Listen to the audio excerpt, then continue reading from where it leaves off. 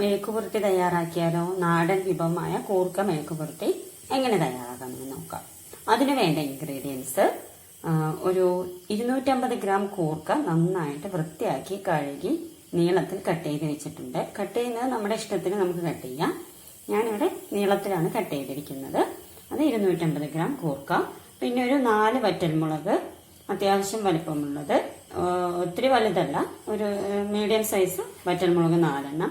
ഒരു 12 ചെറിയ ഉള്ളി കട്ട് ചെയ്ത് വെച്ചിട്ടുണ്ട്. ഒരു 4 വെളുത്തുള്ളി, പിന്നെ അതുപോലെ 2 തണ്ട് കറിവേപ്പില, ഒരു 1/2 ടീസ്പൂൺ മുളക് പൊടി, 1/2 ടീസ്പൂൺ ഗരം മസാല, 1/4 ടീസ്പൂൺ മഞ്ഞൾപ്പൊടി, പിന്നെ ഒരു 2 ടേബിൾ സ്പൂൺ തേങ്ങാക്കൊത്ത് കൂടെ എടുത്തിട്ടുണ്ട്. പിന്നെ ഒരു 1/2 കപ്പ് ചൂടുവെള്ളം ആവശ്യമുണ്ട്.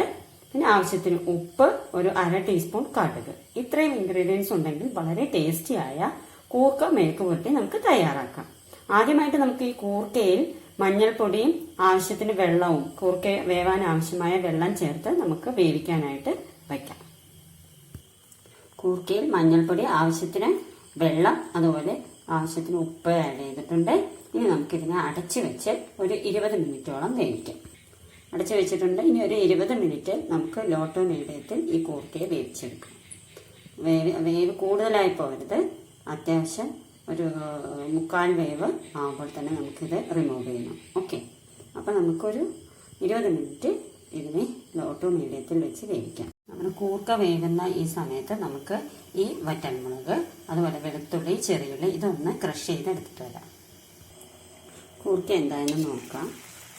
കൂർക്ക നന്നായിട്ട് വെന്ത് വന്നിട്ടുണ്ട്. ഇനി നമുക്കിതിനെ പാനിൽ നിന്ന് റിമൂവ് ചെയ്യാം. പാനിലൊരു 2 to 3 table spoon oil add ചെയ്തിട്ടുണ്ട്. ഈ മെഴുക്കുപുരട്ടിക്ക് കുറച്ച് ഓയിൽ കൂടുതൽ ആഡ് ചെയ്താൽ വളരെ ടേസ്റ്റി ആയിരിക്കും. അത് കോക്കനട്ട് ഓയിൽ തന്നെ ആഡ് ചെയ്യണം. നമുക്ക് തേങ്ങ കുറച്ച് ആഡ് ചെയ്യാം.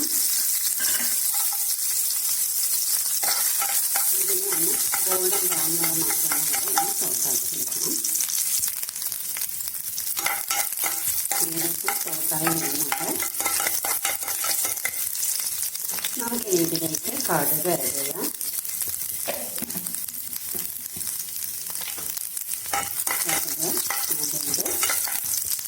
കടുക് പൊട്ടി വരുന്നുണ്ട്. നമുക്ക് ഇതിലേക്ക് കറിവേപ്പില,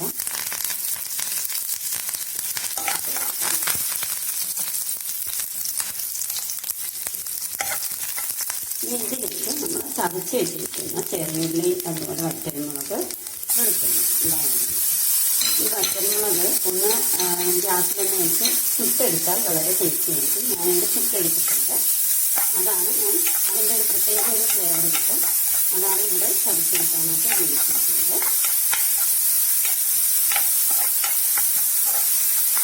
ഇതിനൊന്ന് നന്നായിട്ട് ഈ റോസ്മെല്ല് മാറുന്നവരെ ഒന്ന് സോട്ടാക്കിയെടുക്കണം.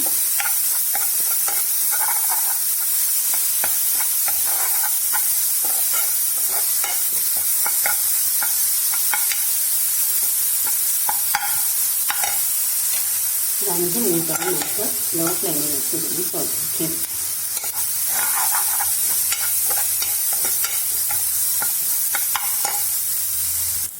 ഇവിടെ നല്ല മണം വരുന്നുണ്ട്. റോസ്മെല്ലാം മാറിയിട്ടുണ്ട്. നമുക്ക് ഇതിലേക്ക് മുളക് പൊടി, അതുപോലെ തന്നെ ഗരം മസാല ആഡ് ചെയ്ത് വളരെ കുറച്ച് ആഡ് ചെയ്താൽ മതിയാകും. ഉപ്പ് പിന്നെ നമ്മൾ കൂർക്ക വേവിക്കുമ്പോൾ ആഡ് ചെയ്തിട്ടുണ്ട്. പിന്നീട് വേണമെങ്കിൽ നോക്കിയിട്ട് ആഡ് ചെയ്താൽ മതി.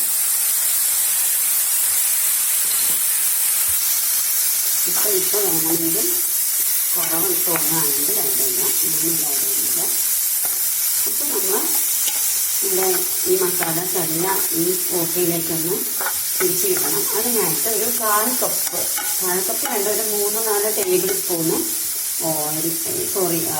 വെള്ളം ആഡ് ചെയ്യാം.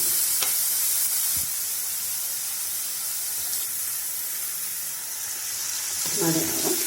ഇനി നമുക്ക് ഇതിനെ ഒരു അടച്ച് വെച്ച് ലോ ഫ്ലെയിമിൽ ഒരു 8 മിനിറ്റ് ഒന്ന് വേവിച്ച് വെക്കാം. അടച്ച് വെച്ചിട്ടുണ്ട്. ഒരു 8 മിനിറ്റ് ലോ ഫ്ലെയിമിൽ ഇതിനെ ഒന്ന് ഈ മസാലാസ് എല്ലാം ഈ കൂർക്കയിലേക്കൊന്ന് നന്നായിട്ട് മിക്സായി വരാനായിട്ട് നമുക്ക് വേവിക്കാൻ വയ്ക്കും. നമ്മൾ കൂർക്ക എന്തായാലും നോക്കാം.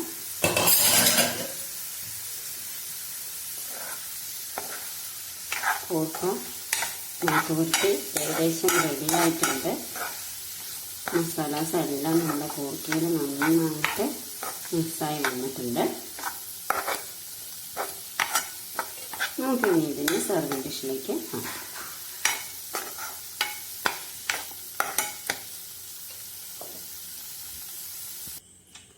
കൂർക്ക മെഴുക്കുപുരട്ടി ഇവിടെ റെഡി ആയിട്ടുണ്ട്. സെർവിങ് ഡിഷിലേക്ക് മാറ്റിയിട്ടുണ്ട്. അപ്പം എല്ലാവരും ഈ കൂർക്ക മെഴുക്കുപുരട്ടി തയ്യാറാക്കി നോക്കണം. അതോടൊപ്പം തന്നെ ഈ ചാനൽ ആദ്യമായി കാണുകയാണെങ്കിൽ സബ്സ്ക്രൈബ് ചെയ്യാനും ലൈക്ക് ചെയ്യാനും ഷെയർ ചെയ്യാനും മറക്കരുത്. ഈ കൂർക്ക മെഴുക്കുപുരട്ടി തയ്യാറാക്കി നോക്കി നിങ്ങളുടെ കമൻസ് എന്തായാലും കമന്റ് ബോക്സിൽ എഴുതി അറിയിക്കണം. അപ്പോൾ നമുക്ക് അടുത്ത വീഡിയോയിൽ വേറെ ഡിഷുമായി വീണ്ടും കാണാം.